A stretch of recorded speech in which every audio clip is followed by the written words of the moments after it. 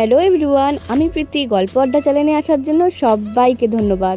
অহনা দত্তের একটা বিরাট স্বপ্ন পূরণ হলো না। অহনা দত্ত ও দীপঙ্করের স্টোরিটা তো তোমরা সবাই জানো। অভিনয় জগতে এসে দুজনকে চিনতে পারে এবং তাদের মধ্যে সম্পর্কও তৈরি হয়। কাজের সূত্রে কলকাতায় এসে অনেক দিন ধরেই নিজের মায়ের সাথে থাকে না অহনা, কিন্তু দীপঙ্করের মা বাবাকে নিজের মা বাবা মনে করে খুব ভালো সময় কাটিয়েছে। একসাথে থাকা, খাওয়া দাওয়া, ঘোরা সবই চলতো তাদের মধ্যে। বলতে খুব খারাপ লাগছে, দীপঙ্কর দার মা আমাদের মধ্যে আর নেই। এ নিয়ে ভেঙে পড়েছে দীপঙ্কর দা ও অহনা।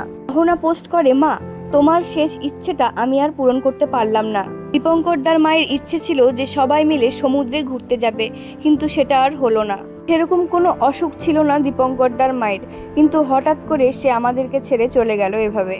তাই মিশকাকে বেশ অনেকদিন ধরেই অনুরাগের ছোঁয়া সিরিয়ালেও দেখা যাচ্ছে না আর। অহনা সেই পোস্টে এটাও লেখে যে নতুন করে জন্ম নিও এবং সাগরের ঢেউয়ের মতন এসো। মিশকা ও হবু শাশুড়ির সম্পর্কটা কিন্তু বেশ মজবুত ছিল।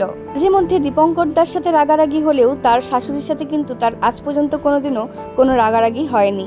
এবং সোশ্যাল মিডিয়াতে তাদের অনেক পোস্ট দেখা যায় শাশুড়ি বৌমার। দীপঙ্কর দা ও অহনা দুজনেই বিয়ে করার সিদ্ধান্তও নিয়েছিল।